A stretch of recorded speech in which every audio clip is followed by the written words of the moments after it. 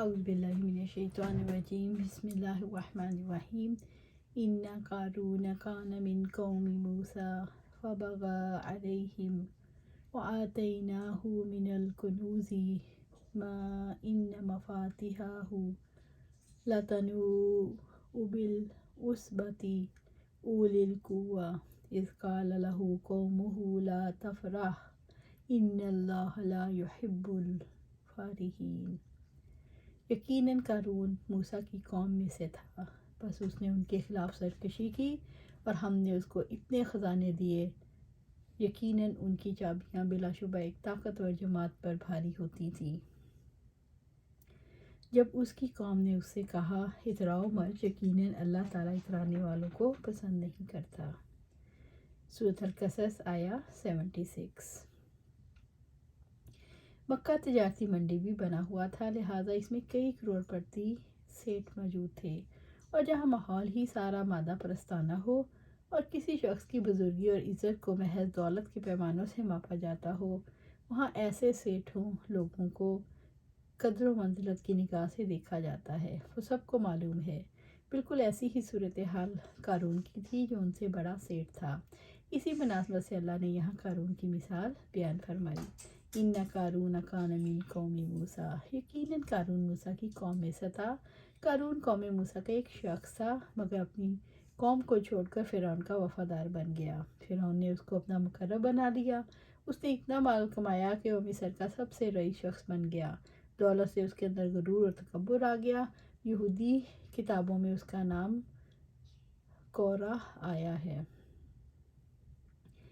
فبغى علیہم، بس اس نے ان کے خلاف سرکشی کی۔ قارون کا تعلق بنی اسرائیل سے تھا۔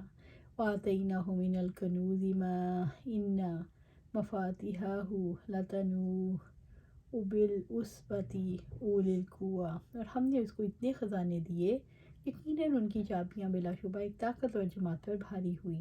اللہ تبارک و تعالیٰ قارون کے احوال اور اس کے کرتوتوں اور ان کی پاداش میں سے اس کے ساتھ جو کیا گیا، اس کے ساتھ خیر خواہی اور جو اسے نصیحت کی گئی اس کے بارے میں خبر دیتا۔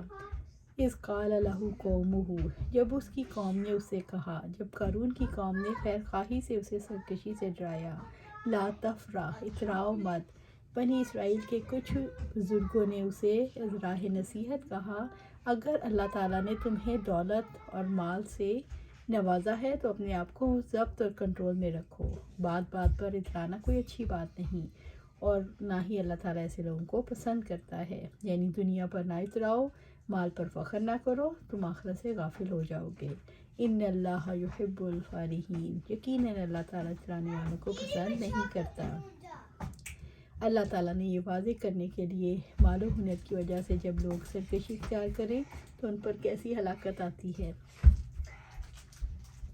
وَابْتَغِ فِيمَا آتَاكَ اللَّهُ الدَّارَ الْآخِرَةَ وَلَا تَنْسَ نَصِيبَكَ مِنَ الدُّنْيَا وَأَحْسِنْ كَمَا أَحْسَنَ اللَّهُ إِلَيْكَ وَلَا تَبْغِ الْفَسَادَ فِي الْأَرْضِ إِنَّ اللَّهَ لَا يُحِبُّ الْمُفْسِدِينَ، اور جو کچھ اللہ تعالیٰ نے تمہیں دیا ہے اس سے آخرت کا گھر تلاش کرو اور دنیا میں سے اپنا حصہ مت بھلاؤ، اور احسان کرو جیسا کہ اللہ تعالیٰ نے تمہارے ساتھ احسان کیا ہے، اور زمین میں فساد تلاش نہ کرو، یقیناً اللہ تعالیٰ فساد کرنے والوں سے محبت نہیں کرتا۔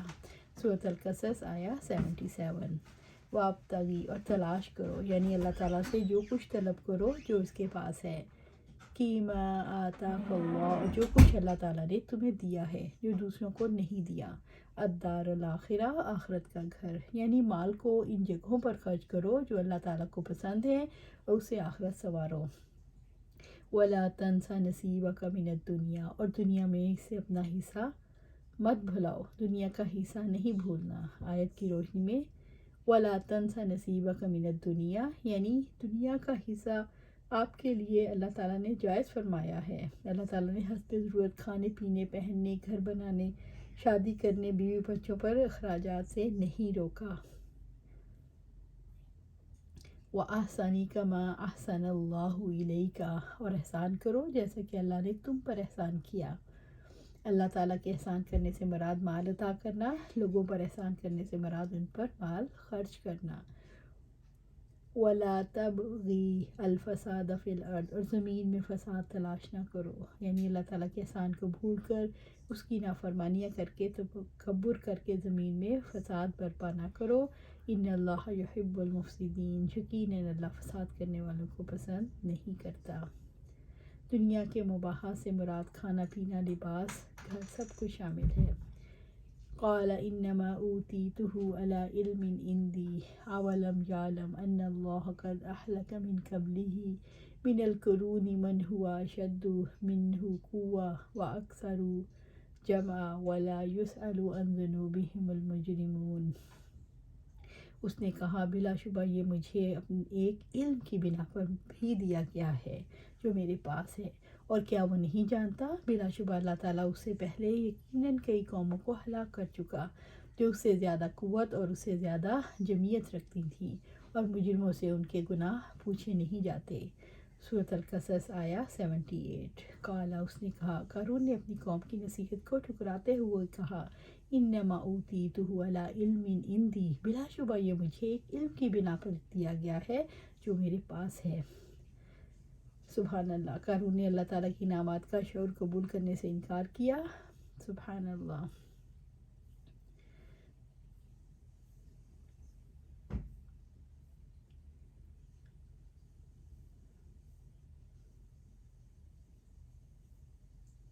اور اس نے ہر چیز کو اپنی طرف ہی کہا، اس نے کہا جو کچھ مجھے ملا ہے وہ میرا اپنا ہے۔ وَلَا يُسْأَلُ عَنْ ذُنُوبِهِ الْمُجْرِمُونَ، اور مجرموں سے ان کے گناہ نہیں پوچھے جاتے۔ اللہ سبحانہ تعالیٰ نے اسے کہا، اس نے کہا، اور کیا، یعنی جب اس نے کہا کہ میری اپنی ہی ہے، کہ میں نے اپنی مرضی سے کمایا ہے اور میں نے علم سے کمایا ہے، تو اللہ کہتے ہیں اور کیا وہ نہیں جانتا؟ بلا شبہ اللہ تعالیٰ اس سے پہلے یقین کتنی قوموں کو ہلاک کر چکا، اور اللہ سبحانہ تعالیٰ اسے پھر بتا رہی ہیں کہ اللہ سبحانہ تعالیٰ کیا کرتا ہے مجرموں کے ساتھ۔ اللہ سبحانہ تعالیٰ یوم ينفخ فی الصور ونحشر المجرمین یومئذ زرقا، کیا کرتا ہے جس دن زور پھونکا جائے گا، اور اس دن اس حال میں مجرموں کو جمع کریں گے کہ ان کے لیے آنکھوں والے ہوں گے۔ سبحان اللہ۔ مجرموں سے ان کے گناہوں کے بارے میں کیوں نہیں پوچھا جاتا؟ گناہوں کی کثرت کی وجہ سے جب کوئی عذاب کا مستحق بن جاتا ہے تو بعض بوجھ کی بجائے مواخذہ ہوتا ہے۔ فخرج علی قومہ فی زینتہ قال الذین یریدون الحیاۃ الدنیا یا لیت لنا مثل ما اوتی قارون انہ لذو حظ عظیم، بس وہ اپنی قوم کے سامنے اپنی زینت میں نکلا۔ جو لوگ دنیا کی زندگی کا ارادہ رکھتے تھے انہوں نے کہا کاش ہمارے لیے بھی اسی جیسا سب کچھ ہوتا جو قارون کو دیا گیا، بلا شبہ وہ یقیناً بڑی قسمت والا ہے۔ سورۃ القصص آیا 79۔ فخرج علی قومہ فی زینتہ، بس وہ اپنی قوم کے سامنے اپنی زینت میں نکلا۔ قال الذین یریدون فی الحیاۃ الدنیا، جو لوگ دنیا کی زندگی کا ارادہ رکھتے ہیں انہوں نے کہا، جن کا ارادہ دنیا کی زندگی کا شان و شوکت کا تھا، جن کو صرف دنیا میں رغبت تھی، انہوں نے کہا یا لیت لنا مثل ما اوتی قارون، اے کاش ہمارے لیے بھی ایسا ہی ہوتا جو قارون کو دیا گیا۔ انہ لذو حظ عظیم، بلا شبہ وہ یقیناً قسمت والا ہے، یعنی قارون تو بڑے نصیب والا ہے۔ قارون کا نصیب دنیا ہی تھا جس نے اسے زمین میں دھنسا دیا۔ اگر ان کی رغبتوں کا مقصود بھی یہی ہے تو اس دنیا کی زندگی کے بعد اور کوئی زندگی نہیں، تو کہنے میں حق بجانب تھے کہ بڑے نصیب والا ہے۔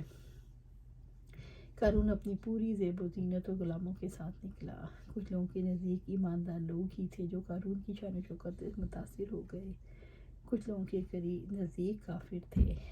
قال الذین اوتوا العلم ویلکم ثواب اللہ خیر لمن آمن وعمل صالحا ولا یلقاها الا الصابرون، اور جن لوگوں کو علم دیا گیا انہوں نے کہا افسوس تم پر، اللہ تعالیٰ کا اجر اس کے لیے بہت بہتر ہے جو ایمان لائے اور نیک عمل کرے، اور وہ چیز نہیں دی جاتی مگر صبر کرنے والوں کو۔ سورۃ القصص آیا 80۔ وقال الذین اوتوا العلم، اور جن لوگوں کو علم دیا گیا انہوں نے کہا اہل علم سے مراد دین کا علم رکھنے والے، یعنی جن لوگوں کو نے دنیا کی بے ثباتی کو پہچان لیا۔ علم سے مراد علم شریعت ہے۔ وَإِلَكُمْ ثواب اللہ خیر لمن آمن وعمل صالحا۔ افسوس تم پر، اللہ کا اجر اس کے لیے بہت بہتر ہے جو ایمان لائے اور نیک عمل کرے۔ جو ایمان لائے اور نیک عمل کرے، فرائض کی ادائیگی، نوافل کی ادائیگی، حرام کو چھوڑ دینا۔ وَلَا يُلَقَّاهَا إِلَّا الصَّابِرُونَ، اور وہ چیز نہیں دی جاتی مگر صبر کرنے والوں کو، اس کی توفیق صرف صابروں ہی کو ملتی ہے۔ ابو ہریرہ رضی اللہ تعالیٰ فرماتے ہیں کہ آپ صلی اللہ علیہ وسلم نے فرمایا، اللہ کا ارشاد ہے، میں نے اپنے صالح اور نیک بندوں کے لیے وہ چیزیں تیار کر رکھی ہیں جنہیں کسی آنکھ نے دیکھا، نہ کسی کان نے سنا، نہ کسی کے گمان و خیال میں ہے۔ ابو ہریرہ رضی اللہ تعالیٰ نے کہا، اگر چاہو تو اس آیت کو پڑھ لو۔ سورہ سجدہ کی آیت ہے، چنانچہ کوئی شخص نہیں جانتا اس کے لیے آنکھوں کی ٹھنڈک میں سے کیا چھپا کر رکھا ہے۔ آپ صلی اللہ علیہ وسلم نے فرمایا، پھر تمہیں خوشخبری ہو جس سے تمہیں خوشی ہوگی، اس کی امید رکھو۔ اللہ کی قسم، مجھے تمہاری متعلق محتاجی سے ڈر نہیں لگتا، مجھے تو اس کا خوف ہے کہ دنیا تم پر اسی طرح کشادہ کر دی جائے گی جس طرح تم سے پہلوں پر کشادہ کی گئی تھی، پھر پہلوں کی طرح اس کے لیے تم آپس میں رش کرو گے، اور جس طرح وہ ہلاک ہو گئے تمہیں بھی وہ چیز ہلاک کر کے رہے گی۔ استغفراللہ۔ اللہ سبحانہ تعالیٰ سے دعا ہے کہ ہم کم پہ ہی راضی ہو جائیں اور آخرت کی تیاری کریں، اپنی تقوی دوڑ دھوپ دنیا اور آخرت کے لیے یوز کریں۔ دنیا اللہ ہمیں عطا فرما دے گا۔ اللہ سبحانہ تعالیٰ ہمیں دنیا اور آخرت کی کامیابی عطا فرمائے۔ آمین یا رب العالمین۔